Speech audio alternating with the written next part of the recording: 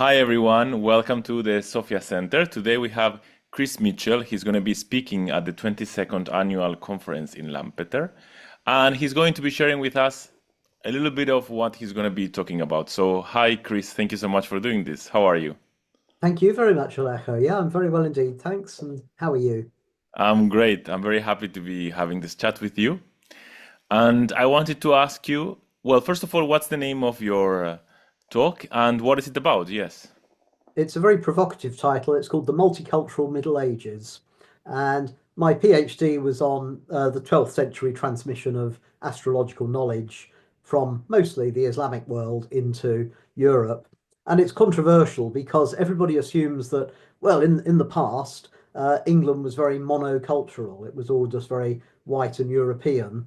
And actually, the Middle Ages were a time when a lot of different cultures came together and mixed.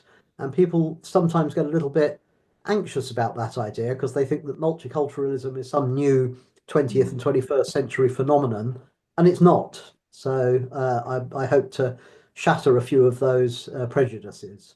Nice. Who do you think might be interested in hearing your talk? Like, who do you think would benefit from hearing your ideas on this? I think historians of science, but many of those already know it. But I think astrologers, because a lot of people that do astrology courses today and they learn modern astrology, they kind of know that, well, it's an ancient art, but they don't really know much about the history because astrology schools don't tend to focus on the history of it.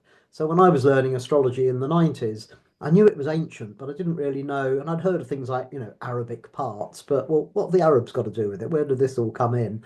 And so actually knowing that story, knowing where our art comes from, I think actually helps astrologers as well. And it's a fascinating story. So I want to get that story out there to people. Great, thanks so much. So, I don't know, is there anything special that you like about this conference? You've been in this conference many times. Is there anything that you find attractive, like special about this conference? The every year there's a theme for the conference, and I particularly like the theme of this year's one, which is a meeting of minds, because I think that's exactly what our course is about.